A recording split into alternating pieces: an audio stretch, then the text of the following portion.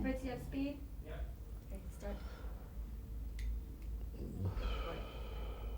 Well, Harry Dean Stanton, here we are in New York City to Yeah. talk about the Fourth You War. mind if I smoke? I don't mind at all. If it makes you happy.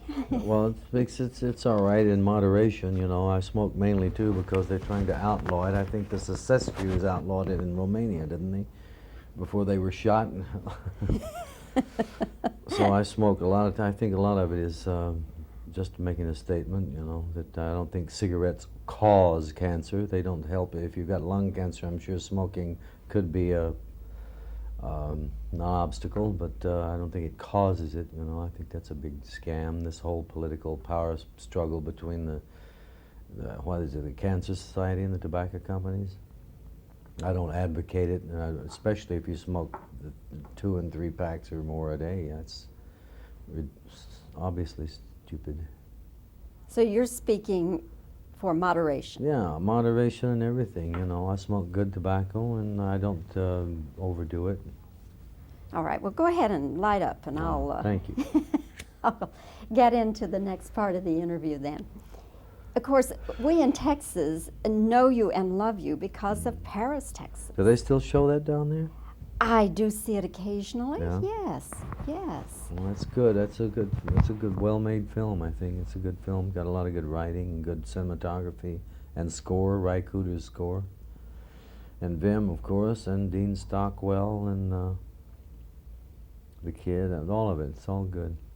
What do you remember most about making that picture? Oh, the kid, I think. We had a real good relationship off camera, which was my feeling from the start that it should be that way, and I told Vim that, and it turned out that way, too. We had trust for each other, you know. What do you think 5, 10 years from now you'll remember most about the Fourth War, making it? Making it? Oh, the scene I have with Roy, I think, is it makes such a powerful statement about the stupidity and the insanity of trying to solve the world's problems with armies and war. I think wars and armies are passé now. It's too late for that, and if we want to stay alive on the planet. And again, I'm bringing up Gorbachev constantly. I think he's our first great world leader, and he's challenging every other country on the planet, including this one. It's going to make us examine our own democracy a hell of a lot more, and let alone Russia and all the other countries of the world, which he's concerned about. He's concerned about the planet, and this is first is for in my lifetime, maybe anybody's lifetime. He seems to want to save the planet and stop the arms race and survive, you know, ecologically and in every level. Your speech to Roy Scheider is, I think, just the highlight of the film. I love that whole scene. It's so well done, Harry. Yeah, well, I was fortunate to be able to have the key. That's what the film is about, in a way, you know, telling the insanity of violence and war and egos, which is what it's all connected. When you read it, that surely must have been the deciding factor. When you saw that, you must have said, "I'll do it." Oh yeah, that was the big. It was a factor, yeah. In doing the scene, would you do it in many takes, or short takes, or long takes? It's always varies. There's never any formula for it. It depends on how it's going with me, the other actor, or the crew. If the cameraman screws up, you know, and moves the camera or whatever, and the sound man.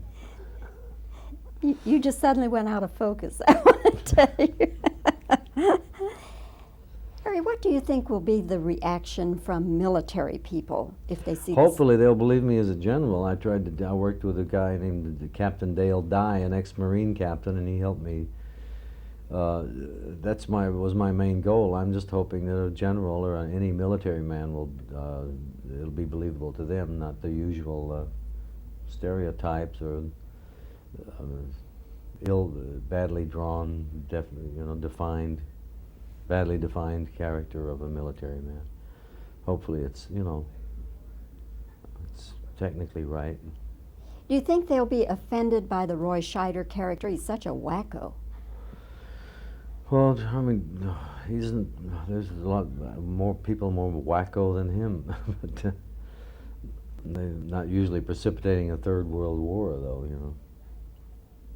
So you think that that he's a legitimate character, whether they want to acknowledge it or not? Is that what you're saying?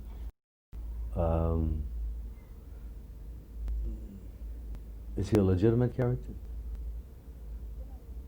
What do you mean? In other words, do you think there really are people like the Roy Scheider character in the military? Are you kidding? There's people that roaming in the streets out here that are crazier than he is. We're all violent, you know. I wish I'd stress that more too. They represent us. You know, they are us. You know, it's our psyche. But that's all changing again. Back to my hero Gorbachev. You know, he's advocating another solution now. Socialist democracy, and hopefully it'll challenge our own democracy and get rid of some of the thieves and who are stealing billions of dollars from our tax money and the housing and all that corruption. You know, it's depressing. Hopefully he's challenging the integrity and the morality of this democracy also, and every other country in the world. It's leading a revolution, a non-violent, hopefully, revolution, and advocating a very positive and free world, and trying to save the planet. That's what I get from his book, Perestroika, and Glasnost, as they say. I want to ask you one question about your Pasadena Playhouse days. You were there when Gene Hackman and Robert Duvall were there. No, they were there after me. I was before After them. you. Yeah. So you all I'm didn't. older than they are. You could have fooled me. But in any event, that was the launching pad for you and your career. Is that it? Well, that's where I got my first basic training as an actor, which was perfect.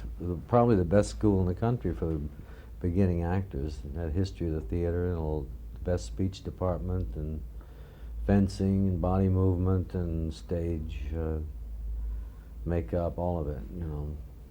Were there any other people there at that time who have since become famous like yourself? Well, a lot of them had Victor Jory, remember him? Yes. And Robert Preston, and then of course later on Dustin Hoffman and Gene Hackman, Robert Duvall, and others that I can't think of at the moment. Chuck Bronson, he and I started together at the Pasadena Playhouse.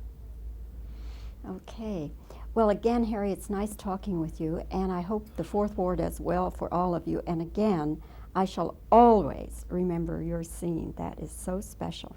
Well, thank you very much. I appreciate that. Stop tape. Did you